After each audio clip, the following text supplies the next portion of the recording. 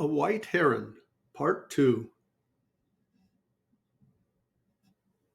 The next day, the young sportsman hovered about the woods, and Sylvia kept him company, having lost her first fear of the friendly lad, who proved to be most kind and sympathetic. He told her many things about the birds and what they knew, and where they lived, and what they did with themselves. And he gave her a jackknife, which she thought a great treasure, as if she were a desert islander. All day long he did not once make her troubled or afraid, except when he brought down some unsuspecting singing creature from its bough. Sylvia would have liked him vastly better without his gun. She could not understand why he killed the very birds he seemed to like so much. But as the day waned, Sylvia still watched the young man with loving admiration. She had never seen anybody so charming and delightful. The woman's heart, asleep in the child, was vaguely thrilled by a dream of love. Some premonition of that great power stirred and swayed those young creatures who traversed the solemn woodlands with soft-footed, silent care. They stopped to listen to a bird song. They pressed forward again eagerly, parting the branches, speaking to each other rarely and in whispers, the young man going first and Sylvia following, fascinated a few steps behind, with her gray eyes dark with excitement.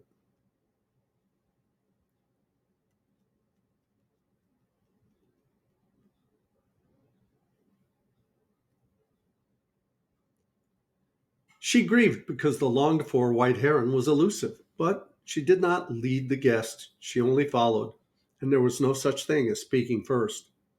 The sound of her own unquestioned voice would have terrified her. It was hard enough to answer yes or no when there was need of that.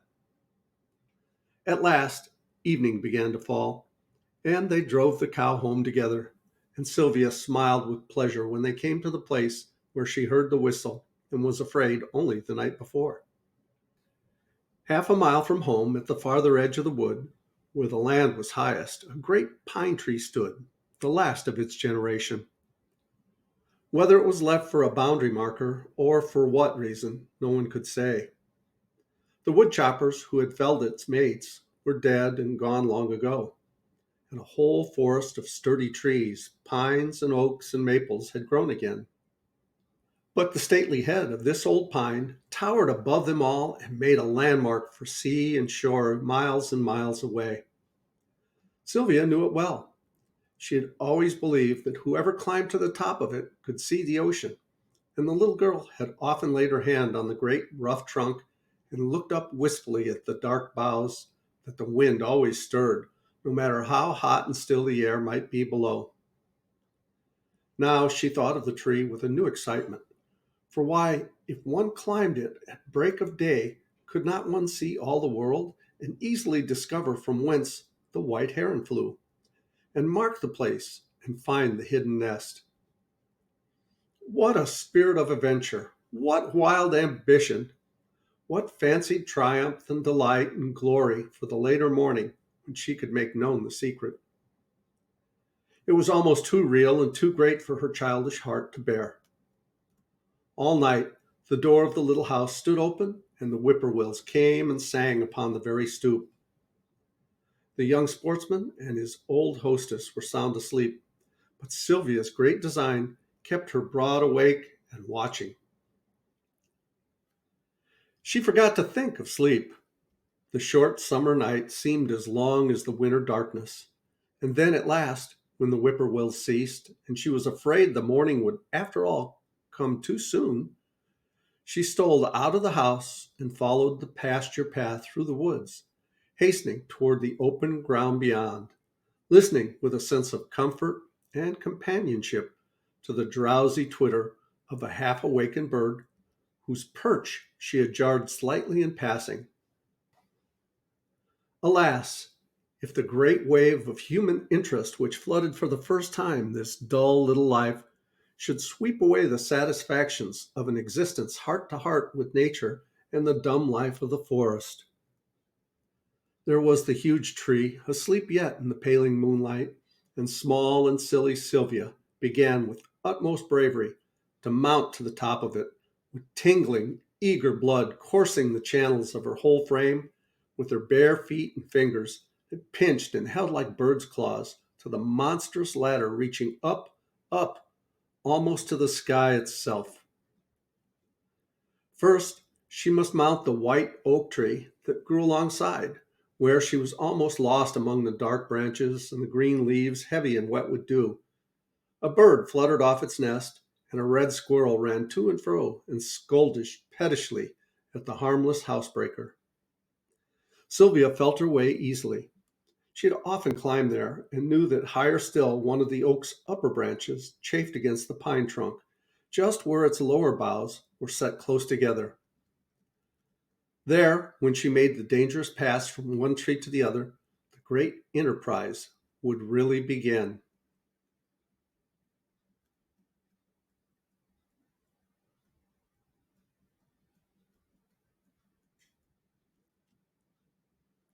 She crept out along the swaying oak limb at last and took the daring step across into the old pine tree. The way was harder than she thought. She must reach far and hold fast. The sharp, dry twigs caught and held her and scratched her like angry talons. The pinch made her thin little fingers clumsy and stiff as she reached round and round the tree's great stem, higher and higher upward. The sparrows and robins in the woods below were beginning to awake and twitter to the dawn.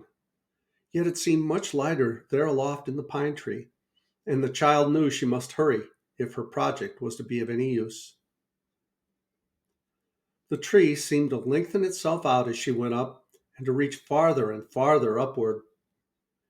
It was like a great mainmast to the voyaging earth.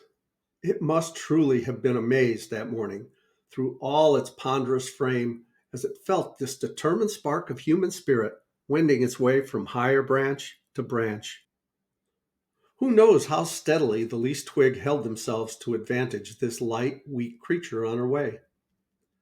The old pine must have loved this new dependent, more than all the hawks and bats and moths, and even the sweet-voiced thrushes, was the brave, beating heart of the solitary gray-eyed child. And the tree stood still and frowned away the wind that June morning while the dawn grew bright in the east. Sylvia's face was like a pale star if one had seen it from the ground when the last thorny bough was passed, and she stood trembling and tired, but wholly triumphant, high in the treetop. Yes, there was the sea with the dawning sun making a golden dazzle over it, and toward the glorious east flew two hawks with slow-moving pinions. How low they looked in the air from that height when one had only seen them before far up and dark against the blue sky. Their gray feathers were as soft as moths. They seemed only a little way from the tree, and Sylvia felt as if she too could go flying away among the clouds. Westward, the woodlands and farms reached miles and miles into the distance. Here and there were church steeples and white villages. Truly, it was a vast and awesome world.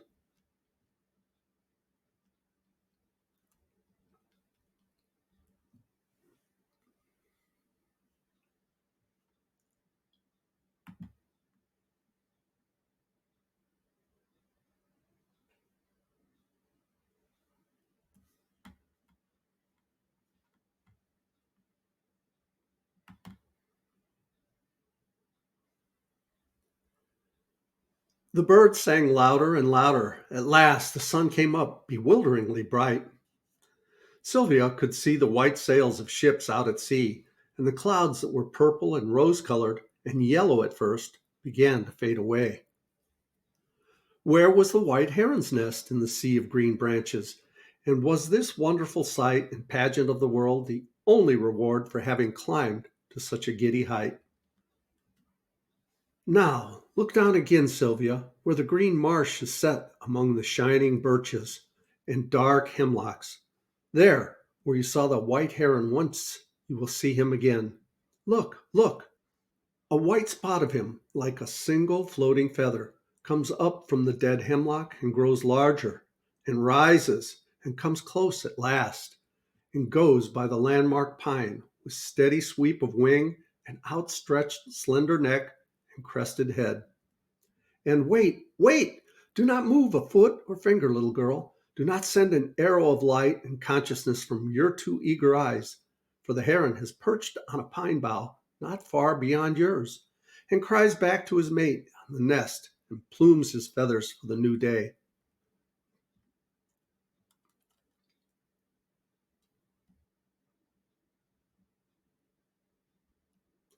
The child gives a long sigh a minute later when a company of shouting catbirds comes also to the tree, and vexed by their fluttering and lawlessness, the solemn heron goes away.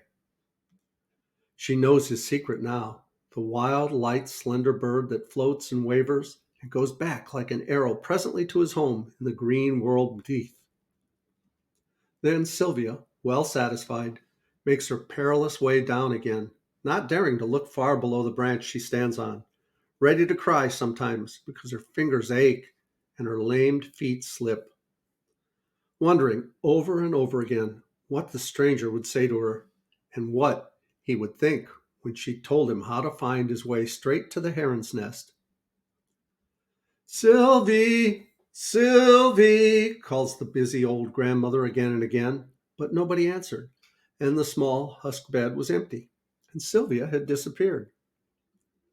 The guest, waked from a dream, and remembering his day's pleasure, hurried to dress himself that might it sooner begin. He was sure from the way the shy little girl looked once or twice yesterday that she had at least seen the white heron, and now she must really be made to tell. Here she comes now, paler than ever, and her worn old frock is torn and tattered and smeared with pine pitch. The grandmother and the sportsman stand in the door together and question her, and the splendid moment has come to speak of the dead hemlock tree by the green marsh. But Sylvia does not speak after all, though the old grandmother fretfully rebukes her, and the young man's kind, appealing eyes are looking straight in her own. He can make them rich with money. He has promised it, and they are poor now. He is well worth making happy, and he waits to hear the story she can tell. No, she must keep silence.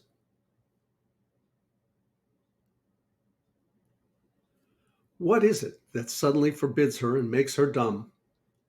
Has she been 9 years growing, and now, when the great world for the first time puts out a hand to her, must she thrust it aside for a bird's sake? The murmur of the pine's green branches is in her ears. She remembers how the white heron came flying through the golden air, and how they watched the sea in the morning together. And Sylvia cannot speak. She cannot tell the heron's secret and give its life away. Dear loyalty that suffered a sharp pain as the guest went away disappointed later in the day, that could have served and followed him and loved him as a dog loves. Many a night Sylvia heard the echo of his whistle haunting the pasture path as she came home with the loitering cow.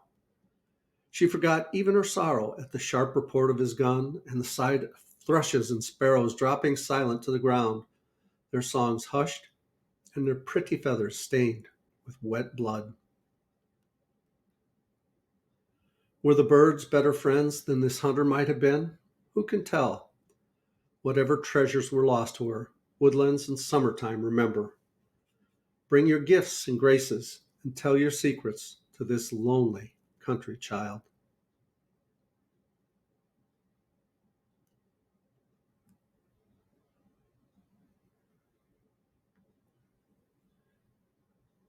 And so ends the story, A White Heron. I hope you liked the story, and I hope you reach down and click like and subscribe to our channel. I love you guys. As Tigger says, ta ta for now.